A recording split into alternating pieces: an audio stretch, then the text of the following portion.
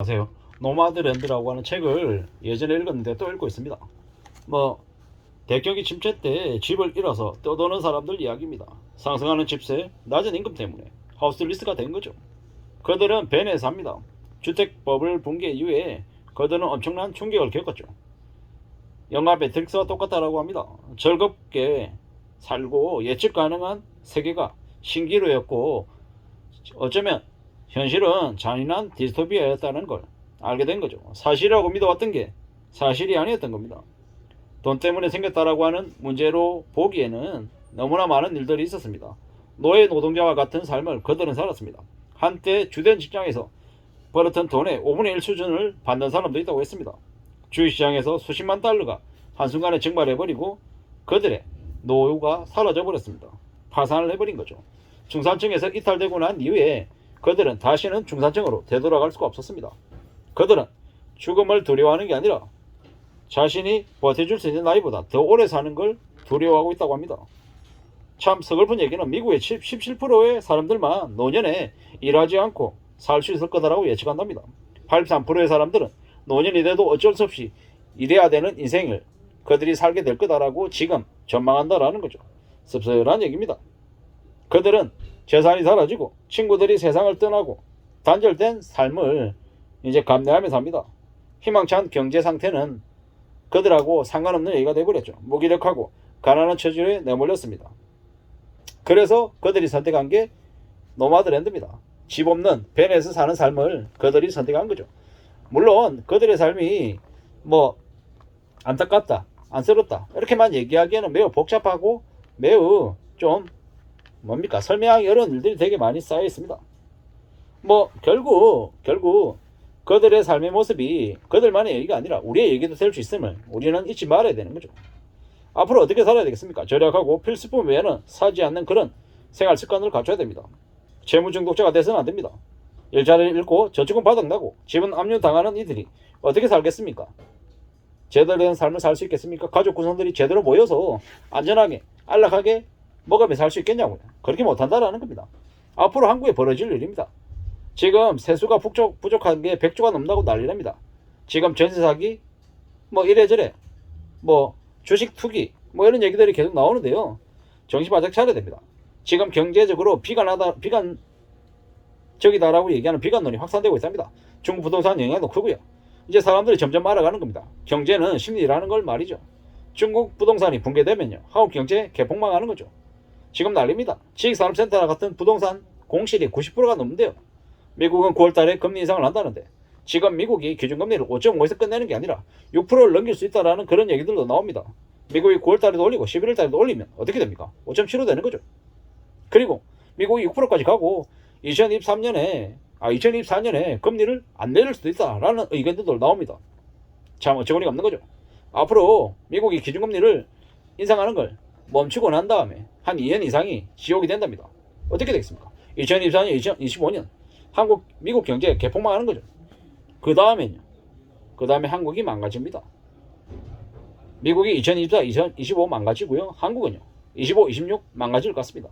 돈 못 갚겠다고 두 손 두 발 든 이들이 9만 명이 넘는다라는 게 지금입니다. 부동산 안 팔립니다. 올라타 해도 소용없습니다. 부자가 된다고요? 개소리 하지 말라 그러십시오.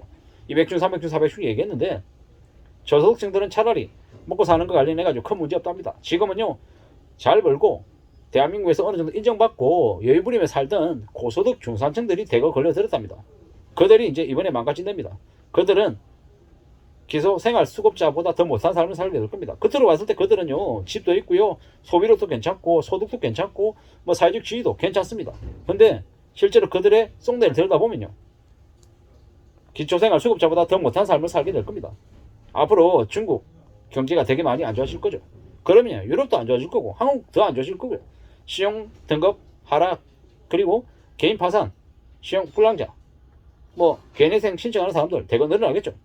지금 쌩 난립니다. 새마을금고 적금 10%짜리가 출시하고 있을 정도죠. 앞으로 어떻게 되겠습니까? 주택담보대출 10%대 온다라는 거죠. 10%대.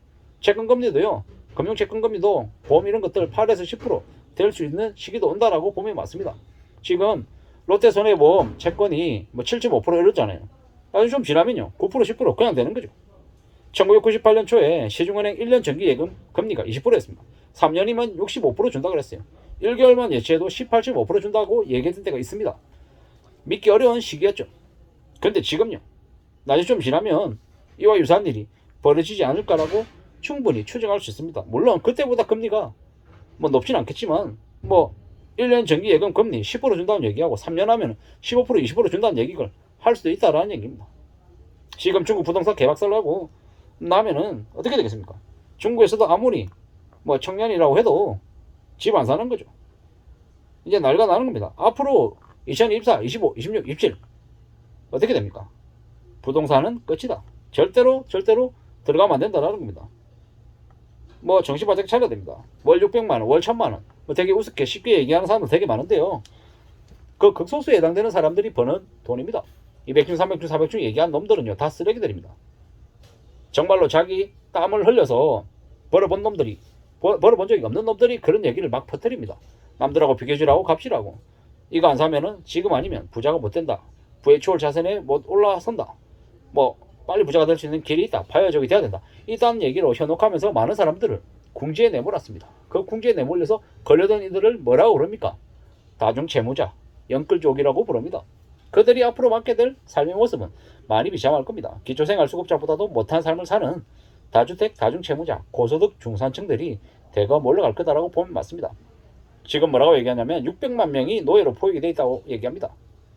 뭐 직접적으로 간접적으로 뭐 관련되어 있는 사람 따지면은 대한민국에 뭐 10명 중에 뭐 한두 명인지 그런 거죠. 충격적일 겁니다. 앞으로 이제 다중채무자, 영끌 쪽이 되어 있는 사람들은 회사에서도 아무리 지랄하고 해도 어쩔 수 없이 묵묵히 일해야 될 겁니다. 그 일로 끝내냐? 아니죠. 퇴근하면서 대리운전하러 가야 되고 배달하러 가야 되고 더 힘들게 살 겁니다. 가정이 제대로 유지가 될 수 있을까? 쉽지 않을 거다라는 겁니다.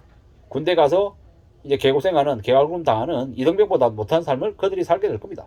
그리고 중간중간에 현타가 오면 그들이 무슨 일을 저지를지 모르죠. 이판사판 막판이라고 얘기하면서 뭐 유튜브나 아니면 언론에서 뭐 영끌을 조작하고 뭐 투기하라고 조장했던 놈들을 상대로 해서 개인적인 복수를 할지도 모릅니다. 설마라고 얘기하지만 인생 막장이라고 생각하고 극단적으로 이번 생 망했다라고 하고 개인적인 복수하고 그냥 나와버릴지도 모른다는 생각이 듭니다. 최근에 을지로에서도 광화문에서도 뛰어내리는 이들이 나오고 있다고 얘기합니다. 참 믿기 어려운 얘기죠. 앞으로 연말 되면은 겨울 되면은 방화 사건도 이제 심해질 거다라고 얘기합니다. 조커가 창궐하고 있고 앞으로 우리가 살게 될 삶은 점점 더 참혹하고 점점 더 악랄해진다라고 보면 맞습니다. 그런 삶을 사는데 어떻게 해야 되겠습니까? 최대한 입 다물고 나인 자세로 조용히 자기 일에 묵묵히 성실하게 일하면서 조용히 사는 게 최고일 것 같습니다. 감사합니다.